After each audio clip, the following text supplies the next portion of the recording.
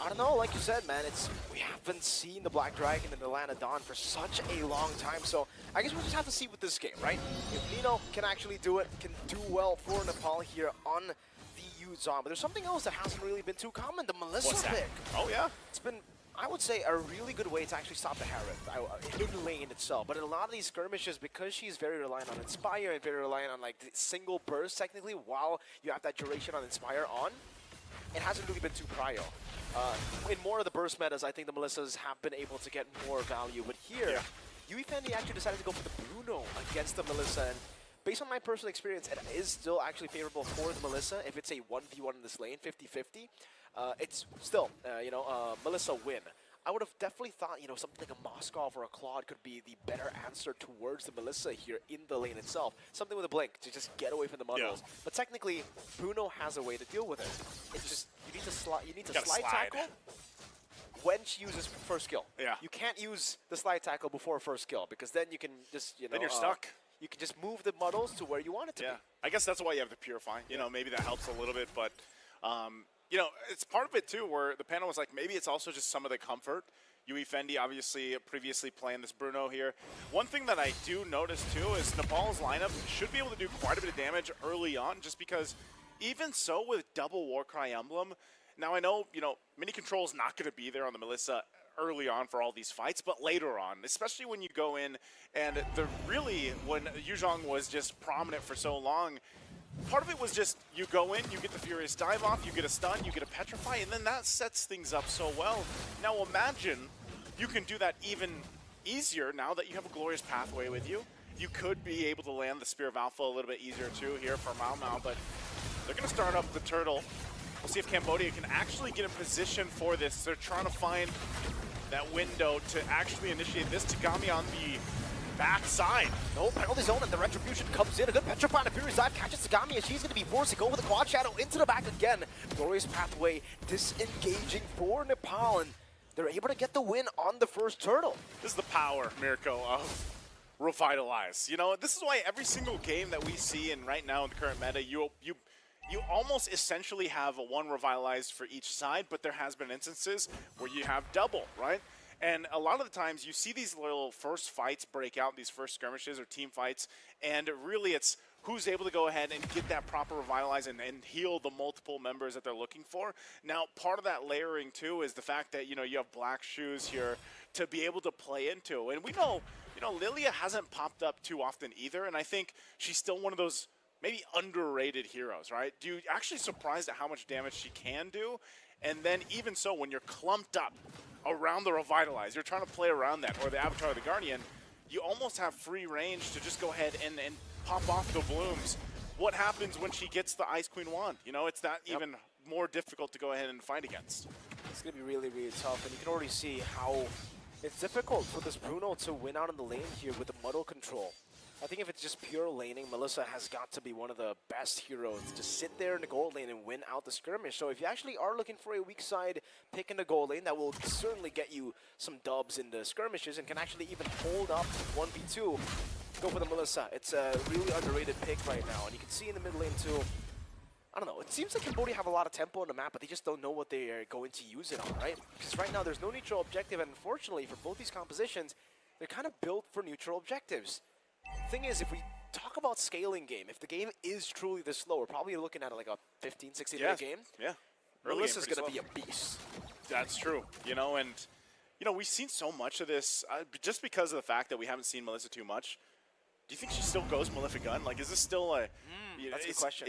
Because she already has an advantage, technically, with the muddles with range, right? So then, how does that work if you do end up locking in Malefic Gun? Because so far, I would say the majority of the gold laners that we've seen, they actually pick it up. The timing might be different, but essentially, they've all picked it up. Second turtle of the game is going to be the focus right now. Also, Tagami relying on the front line that they have here. Even the penalty zone can be enough to start things up. Well, right now, just a reset happening. Early Dragon Form going to be used. So that's burned out. They're going to go for it. Good Tagami for Tagami right now. Let's see if the taunt is going to be there in time, and that's with the Spear of Alpha. Still Tagami running on the retreat battle, going back to Quad Shadow. They're all going to be clumped up together as Uwe is unable to get the big taunt. We'll charge it up again. It's just a neutral objective take. No kill on the board, and Ondatato will still be able to escape. Man, 0-0 in the first 5 minutes. I'm telling you, man, it's those revitalizes. We've seen so many good setups, good flicker defensively. So Navi's going to be fine. But it's just, oh, hold on, this might be a kill here. Yeah, Moshi will be able to escape. Johnson's not enough. Not enough just yet. They're still going to be able to clear out the waves. And yeah, I guess we can take a look at the items here. It's a 600 gold lead actually for Melissa on the way to a golden staff second item. This is a little uncanny. You know, for all the games that we've had on the stream so far for Iesf, I can't even recall, even back for the Mlbb Open men's, that we've had 6 minutes, no kills. You know, it's this is one of the games, like you said, where very objective based, and it seems to be that way. And also, it's not so that much that they're not trying to fight or trying to get the kills. It's just Revitalize. Honestly, the Revitalize has been it. I wish we had a total healing meter, because I'm sure it'd almost be relatively even between the two Revitalizes here for both sides. You can see that too. Good gold farming happening here, like we've mentioned, for mini control, just to go ahead and kind of keep that lane in the advantage in the gold. So that's already looking pretty much of a threat. Yeah, big threat. AOG forced out Revitalize too for Ondatato. An interesting Revitalize. Doesn't look like we're too far low of HP. Now muddle placement into the back with the Spear of Alpha 2 with no Avatar of Guardian will be taken down. First blood already. 6 minutes in, and that's 2 on the board. Iesf falling as well. In the mid lane, a trade possible for Cambodia, but they're already on the way to the mid lane. I don't think they'll be able to take this down. Penalty zone to lock Nino down. It's also the Eternal Guard and the Curse Blast to take her down. But again, big resources utilized here. A turret up top falling for Nepal to take. It's traded with the bottom lane as Sagami has picked up another. This is where you're showcasing some of that experience that this team from Cambodia obviously has, the shot calling that's being made. Even when you have that exchange happen on the top side, Tagami's able to push that tier 1 in, they get a pick-off kill in the jungle, and now they get an objective, right? Second turtle for them in favor, so 1-2 in turtles. Cambodia gets a small advantage, but Nepal's fighting. Like, they are really showing that they're willing to go ahead and fight, and I think they really are leaning hard into the fact that, yes, they have this Melissa, and when that Inspire is ready to go and unleash, their fighting potential is going to be great. I mean, even earlier on, Spear of Alpha is enough to go ahead and catch someone if they have to. But I think Cambodia also has to be very cautious on the timing of the Revitalize. This is such a major part in their lineup, in their idea and strategy in taking this game. So very small leads that we're looking at here. 8 minutes in. This is going to make it for a very interesting Lord. Probably the most, just slow build-up that we've seen up to the first Lord. Panas dipukul, matahari stay cool.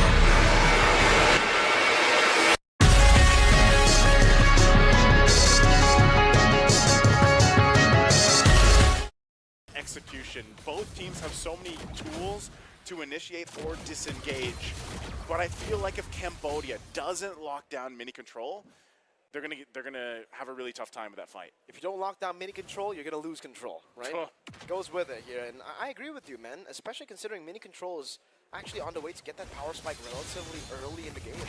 Usually we would expect for Melissa to get it like by 10 minutes, 11 minutes even. Yeah. She should be actually getting it around 9 minutes here, considering she's just ahead of the curve when it comes to farm, a level ahead of Iesf. He's actually positioning for a possible ambush on Datato, very low, does have to Revitalize still. The first blast comes in as well. Moshi is looking for the penalty zone, the OG connects, and also the penalty zone there. Mini control will be taken down under that turret. The curse blast into the go-away will be able to penetrate it down. Petrified defensively, Moshi still swinging a hammer down as Nino Echo is trying to desperately to get some space for Coffee to escape. Uwe will just zone him away. Lord will be spawning in the game, and it does look like Cambodia won't be rushing towards the Lord. They're just going to go for the turret first.